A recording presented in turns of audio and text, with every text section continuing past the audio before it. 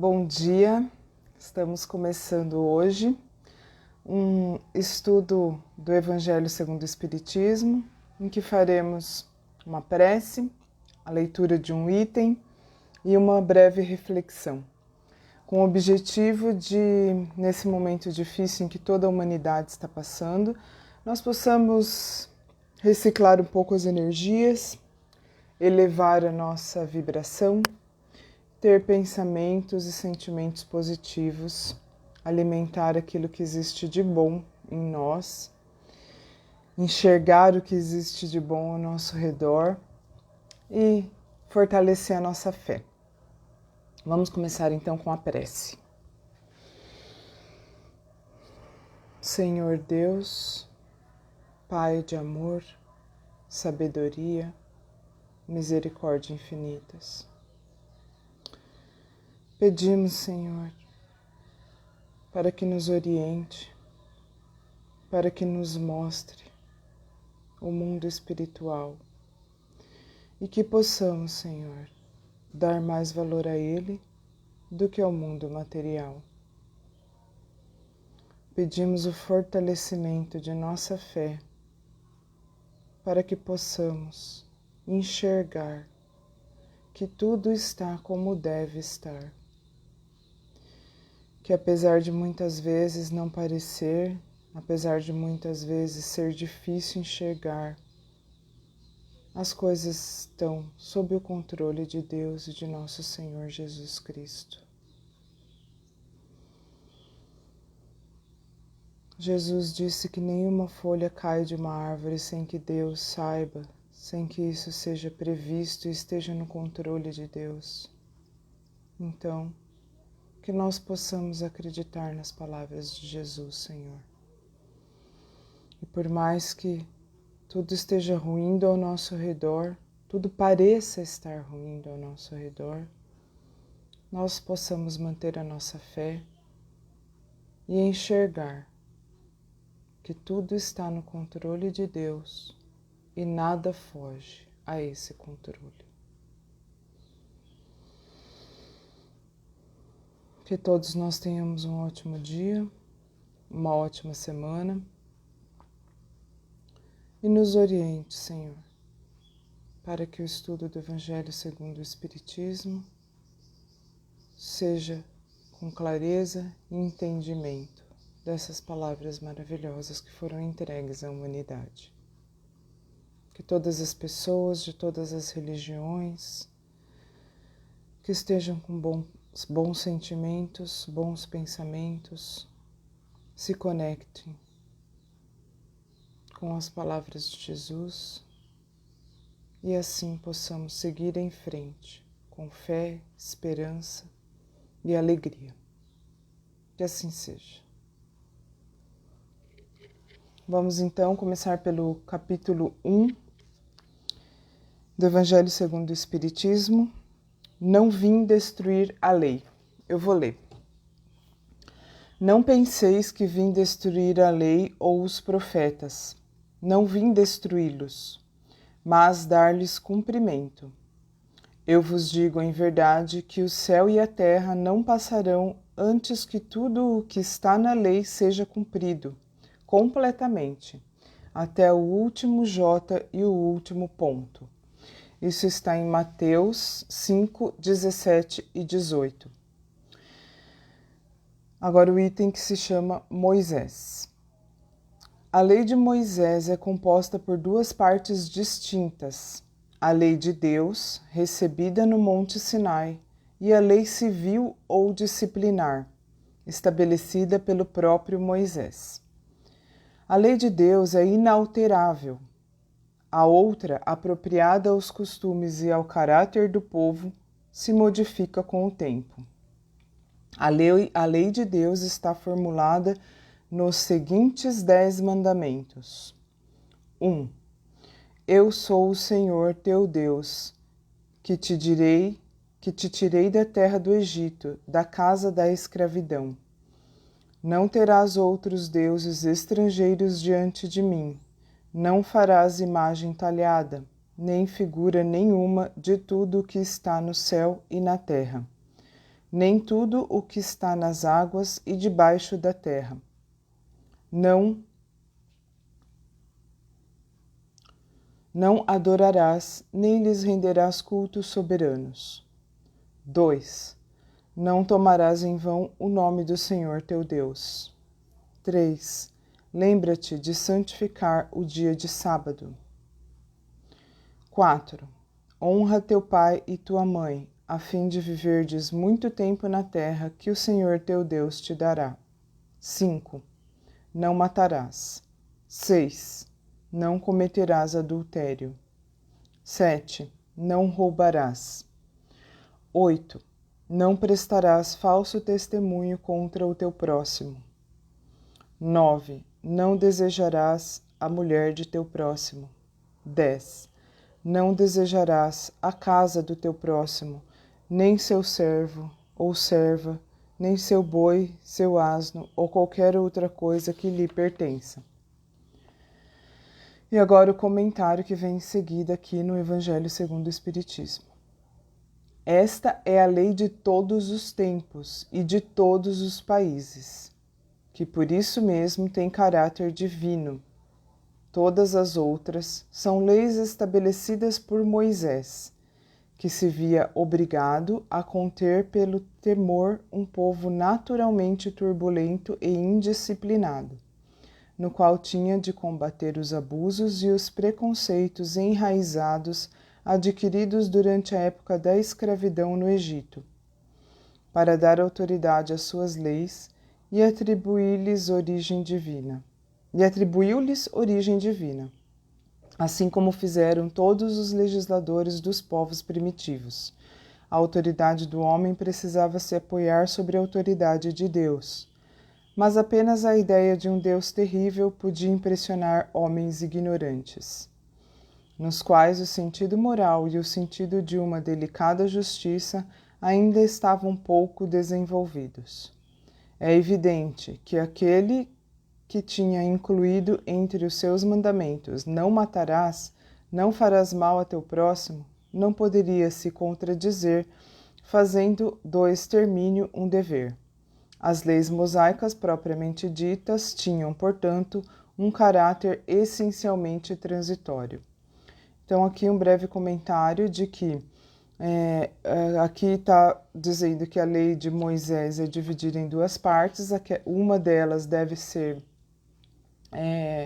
considerada atemporal, por falar de valores como que estão expressos nos 10 mandamentos, e a outra, aquela outra lei que a gente conhece, que muitos de nós conhecemos, que fala de questões mais materiais, mais da vida cotidiana, não são atemporais, são leis que Moisés precisou dizer que eram divinas para que o povo acreditasse e cumprisse essas leis, coisas básicas como lavar as mãos. Então aqui está só fazendo uma diferenciação daquilo que a gente deve considerar hoje em dia e daquilo que era apenas uma determinação que ele precisava dizer que era divina para que as pessoas cumprissem, porque não existia a noção de necessidade de cumprimento da lei se não fosse divina, né, naquele tempo.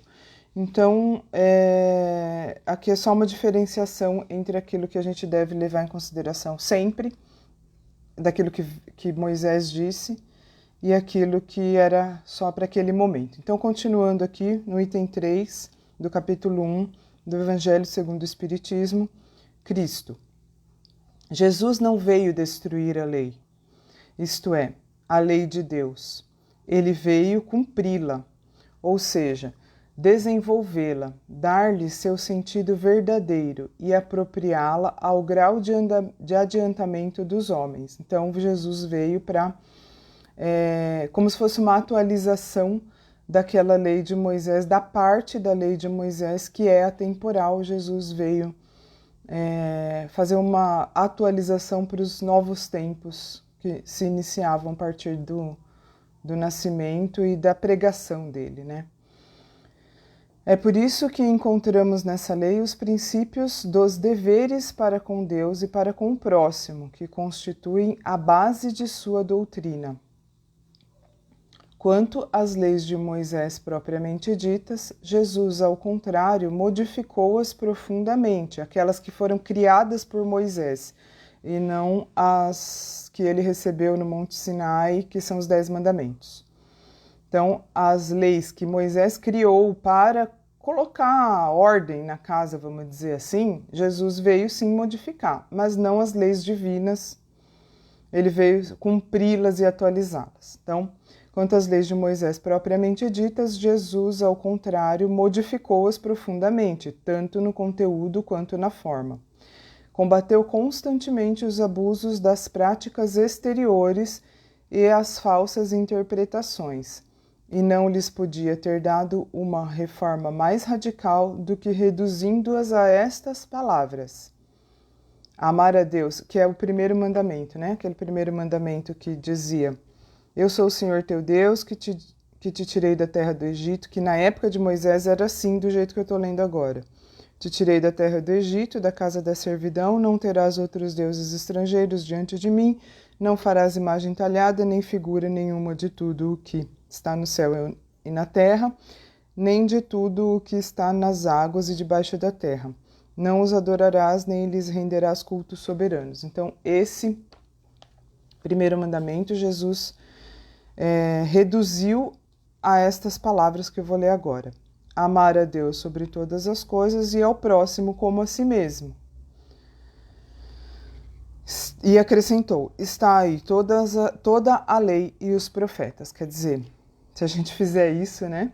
Amar a Deus sobre todas as coisas e ao próximo como a si mesmo, é uma lei só que se a gente cumprir, acho que se a gente cumprir um pouquinho disso, a gente já está bem na fita, vamos dizer assim. Por essas palavras, o céu e a terra não passarão antes que tudo seja cumprido até o último jota. Jesus quis dizer que era preciso que a lei de Deus fosse cumprida, ou seja, fosse praticada na terra, em toda a sua pureza, com todos os seus desenvolvimentos e todas as suas consequências. Pois de que serviria estabelecer essa lei se fosse para o privilégio de alguns homens, ou mesmo de um único povo? Sendo todos os homens filhos de Deus, são todos, sem distinção, objeto da mesma dedicação. Mas o papel de Jesus não foi simplesmente o de legislador moralista, apenas com a autoridade de sua palavra. Ele veio cumprir as profecias que tinham anunciado sua vinda. Sua autoridade vinha da natureza excepcional de seu espírito e de sua missão divina. Ele veio ensinar aos homens que a verdadeira vida não está na terra, mas no reino dos céus. Isso daqui é uma afirmação muito importante, principalmente nesse momento em que nós vivemos. É muito importante que nós acreditemos nisso, né? Veio ensinar aos homens que a verdadeira vida não está na terra, mas no reino dos céus. Ou seja, não devemos nos apegar ao mundo material, e nesse momento isso serve até como consolo para que nós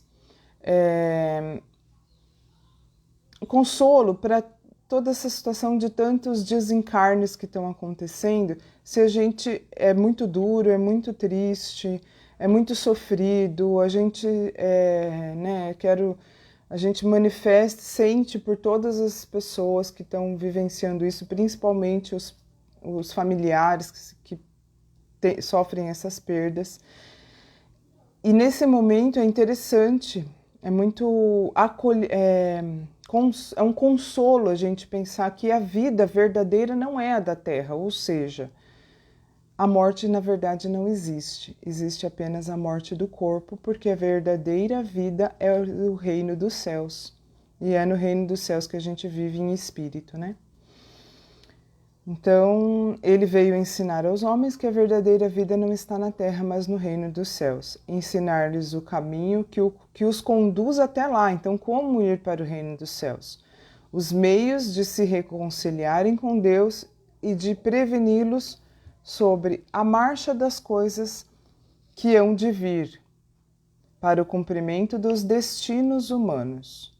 Entretanto, Jesus não podia dizer tudo, e em relação a muitos pontos, conforme ele mesmo disse, limitou-se a lançar os germes das verdades que não podiam ainda ser compreendidas. Então, quer dizer, ele não pôde dizer tudo com todas as palavras, com todas as letras, por causa do adiantamento intelectual e moral no momento em que ele esteve, que talvez não seja tão diferente do que vivemos hoje. Então, ele mesmo disse que ele estava lançando sementes, do tipo assim, aquele que tiver... Ele falou, inclusive, isso, quem tiver olhos de ver, verá, quem tiver ouvidos de ouvir, ouvirá. Então, é como se ele tivesse falado nas entrelinhas, né? Para que quem tivesse condições entendesse e mais para frente essa semente lançada ao solo desse frutos. Então, continuando aqui, para compreender o sentido oculto dessas palavras, seria preciso que novas ideias e novos conhecimentos viessem nos dar a chave. E essas ideias não poderiam vir antes que o espírito humano adquirisse um certo grau de maturidade. A ciência deveria contribuir decididamente para que essas ideias viessem à luz e se desenvolvessem. Seria, portanto, preciso dar à ciência o tempo de progredir. Bom, então aqui nós falamos sobre o capítulo 1 do Evangelho segundo o Espiritismo, o item Moisés e o item Cristo. Tivemos aqui, então, resumindo, a perfeita ideia de que as leis morais são eternas e algumas leis são temporais de acordo a cada povo e a cada época, cada local e a cada época.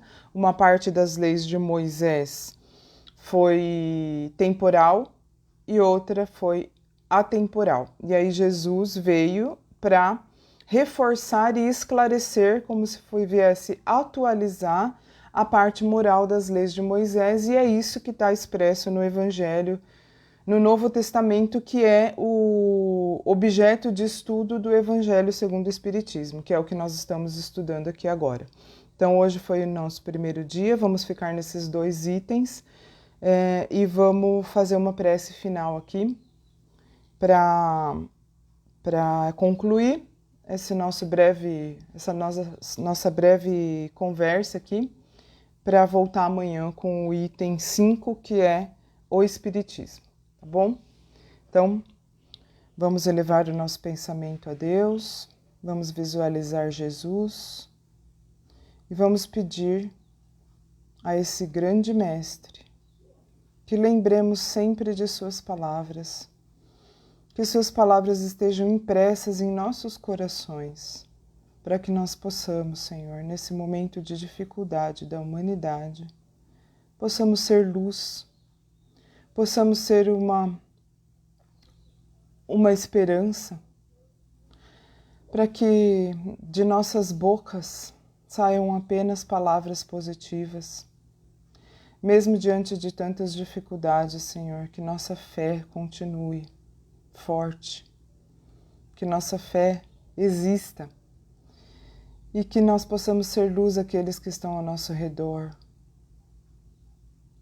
para que nós não alimentemos o mal, a tristeza, a dor, o pânico, que de alguma forma, Senhor, nós possamos iluminar com palavras, com atitudes. Senhor, cuide das nossas palavras e atitudes, que nós tenhamos clareza e discernimento para cuidar delas, para que nós não alimentemos a dor e sim alimentemos a fé, a luz, a esperança e a alegria. Agradecemos por essas palavras de Jesus, agradecemos por mais um dia de vida, agradecemos pelo acesso a esses ensinamentos tão importantes em nossas vidas. Que o Senhor Deus esteja conosco em todos os momentos e que os nossos amigos espirituais possam iluminar cada momento dos nossos dias, para que possamos fazer as melhores escolhas. Que assim seja. Então, até amanhã, pessoal. Obrigada.